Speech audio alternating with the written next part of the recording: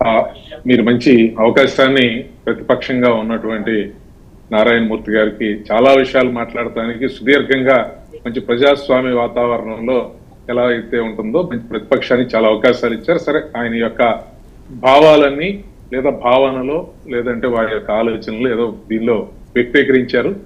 సరే, చాలా కాలంగా మనందరం డిబేట్స్ లో పాల్గొంటా ఉన్నాం.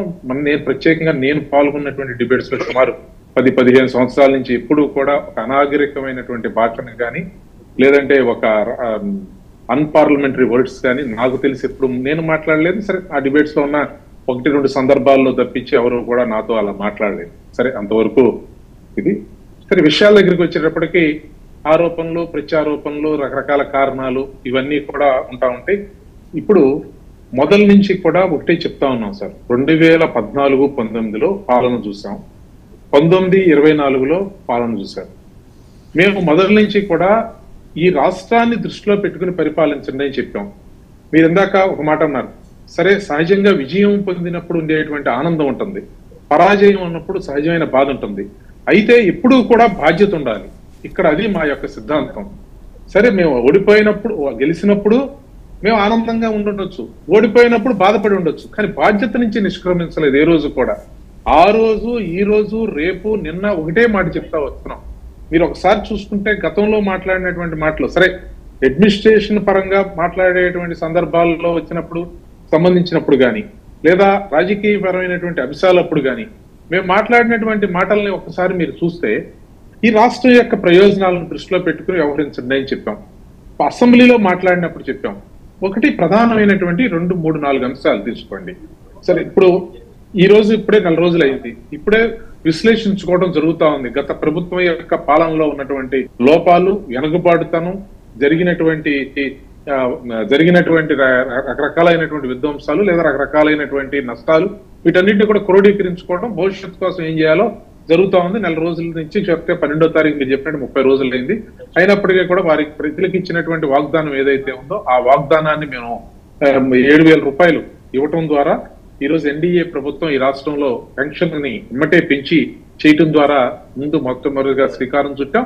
అదే విధంగా వాలంటీర్లతో సంబంధం లేకుండా సచివాలయ సిబ్బందితోనే ఎలా పంపిణీ చేయొచ్చో చూపించాం. 3 నెలలుగా అప్పుడు కూడా తాత్కాలిక ముఖ్యమంత్రిగా ఉంటారండి వారు. అప్పుడు జగన్మోహన్ రెడ్డి గారు. ప్రభుత్వం రద్దు అవ్వదు, ప్రభుత్వం నడుస్తూనే ఉంటుంది. అప్పుడు అలా చేసి ఉండొచ్చు. సరే, అవన్నీ కూడా నేను ఇప్పుడు ఈ సమయంలో వాటిల్లోకి వెళ్ళను. ఎలా చేయొచ్చో చేసి చూపించాం. ప్రతి ఒక్కరికి 15,000 అన్నారా? విద్యార్థులు ఎంతమంది ఉంటే అంతమంది 15,000 అన్నారా, లేదంటే ఒక 15,000 అన్నారా? కాదండి,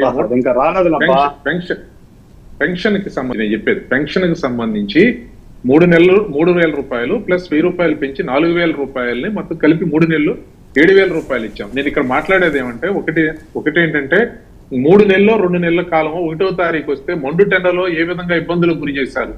వాలంటీర్లతో ప్రభుత్వ పనులు చేయించొద్దని చెప్పి న్యాయస్థానం చెబితే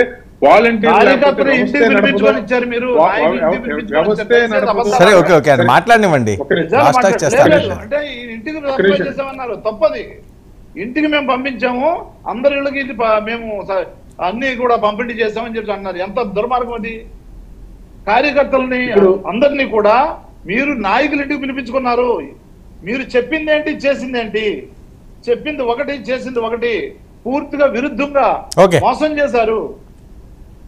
ఇప్పుడు ఇక్కడ నారాయణమూర్తి గారు ఎంత ఆవేశపడినా లేదంటే ఏ విధంగా ఉన్నా ఇప్పుడేమి తక్షణంగా దీని మీద అతిగా స్పందించే మనస్తత్వం కాదు నాది. నేను స్పందించే అవసరం లేదు.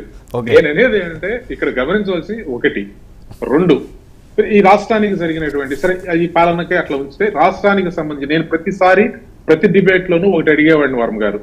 ఈ రాష్ట్రంలో 50-60 నెలల కాలంలో ఒక 100 కోట్ల రూపాయలు ఈ రాష్ట్ర భవిష్యత్ అవసరాల కోసం మనందరం దాచుకుంటాం. 1,000, 2,000 ఎక్కడో సాటి పిల్లలు చదువులుకో డిపాజిట్ వస్తున్నాయి. అలా రాష్ట్ర భవిష్యత్ అవసరాల కోసం 100 కోట్ల రూపాయలు పెట్టుబడి పెట్టినటువంటిది కానీ ఇప్పుడు ఇందాక వాళ్ళు చెప్పారు అక్కడ ఇప్పుడు జరుగుతుంది. 10,000 రూపాయలతో ప్రారంభించి 10,000 కోట్ల రూపాయలకి వెళ్ళారు. ఇండియన్ మొత్తం వరల్డ్ లార్జెస్ట్ మెడిటెక్ జోన్ అయిందని చెప్పారు వైజాగ్ లో. ఇప్పుడు ఇందాక మాట్లాడినటువంటి అలా మనం ఇది చేసాం.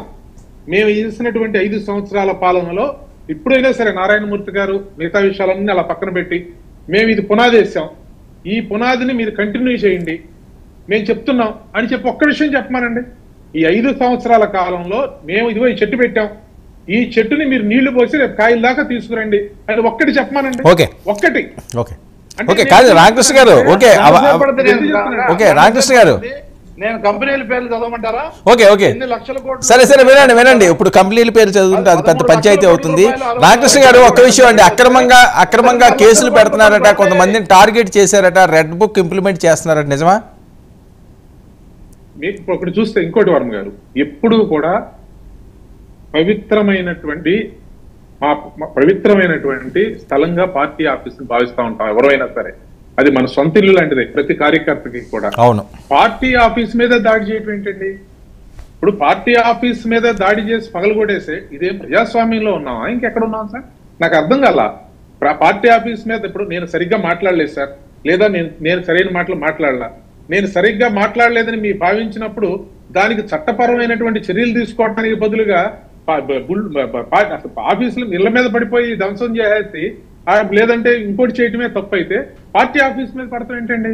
ఒక ప్రధాన ప్రతిపక్షంగా ఉన్న పార్టీ ఆఫీస్ మీద పడితే చింతించి ఆ రోజు ఉన్నటువంటి హోంమంత్రో, ఆ రోజు ఉన్నటువంటి డీజీపీనో, ఆ రోజు ఉన్నటువంటి వారు ఎవరైతే ఉంటారో వారు వచ్చి స్పందించి ఇది తప్పు అని చెప్పాల్సినటువంటి బాధ్యత ముఖ్యమంత్రితో సహా అందరికీ ఉంది.